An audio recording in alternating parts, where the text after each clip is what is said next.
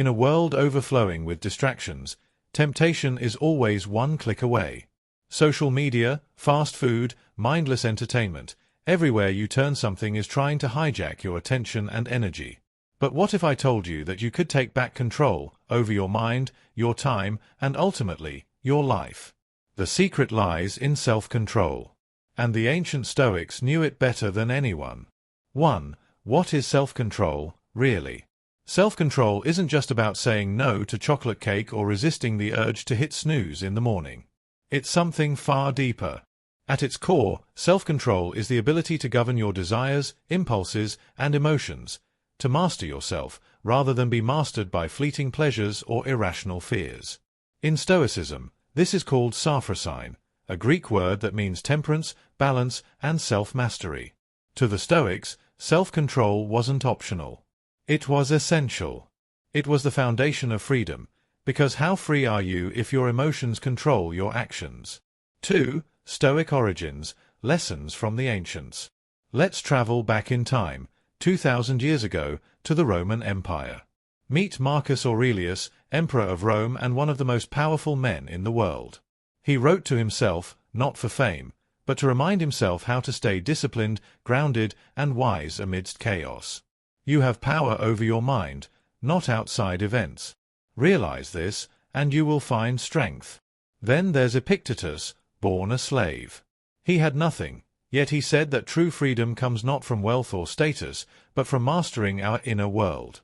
And Seneca, the wealthy statesman, who warned that comfort and luxury often dull the edge of discipline, and that a hard life can actually be a blessing in disguise. These men didn't just write about Stoicism, they lived it. Their lives were a battlefield of self-control, fought daily with the weapons of wisdom and reason.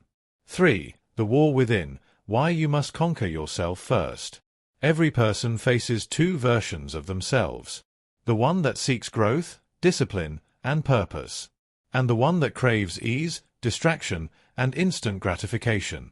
This internal battle plays out every day. When you want to work but scroll instead. When you want to speak with kindness but lash out in anger. When you want to exercise but settle for comfort. The Stoics teach us, the hardest battle is always the one within. Victory over others means little if you haven't conquered yourself. 4. 5 Stoic practices for building self-control. Let's get practical. How do we build Stoic self-control in real life? 1. Negative visualization, premeditatio malorum. Imagine everything that could go wrong. Visualize setbacks, loss, pain. Why? Because by preparing your mind in advance, you won't be shaken when adversity strikes. This practice makes you resilient and unreactive. 2. Voluntary discomfort. Seneca took cold baths, walked barefoot in winter, and wore rough clothes, even though he was rich. Why? To remind himself that comfort is an illusion. Try fasting. Wake early.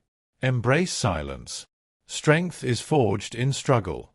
3. The dichotomy of control. Control your reactions. Let go of what you can't. Obsessing over outcomes leads to anxiety. Focus only on what is yours, your effort, attitude, and choices. 4. Journaling. Daily reflection. Marcus Aurelius journaled nightly. Ask yourself, did I act with discipline today? Where did I falter? Where did I grow? Reflection turns experience into wisdom. 5. Practicing delayed gratification. Wait. Pause. Don't indulge instantly. When you resist impulses, big or small, you train your brain to serve your will, not the other way around. 5. Why most people fail, the seduction of the easy path. Let's be honest, discipline isn't glamorous. Most people quit because self-control isn't rewarded immediately. It's slow, invisible, quiet. No applause. No likes. Just you, grinding in the shadows. But that's what makes it powerful. While others chase dopamine, you're building identity. You're forging the kind of person who doesn't break under pressure, who can say no to short-term pleasure for long-term greatness. Self-control is a lonely path, but it leads to rare places. 6. Modern applications, using Stoic discipline today. Apply Stoic self-control in your modern life. Career, focus deeply. Avoid multitasking. Choose meaningful over urgent. Health, stick to routines. Eat simply. Move daily, even when unmotivated. Relationships, don't react in anger. Speak with intention. Be slow to judge. Finances, delay purchases. Save often. Want less, not more. Digital life, take digital detoxes. Set time limits. Guard your mind from mental junk.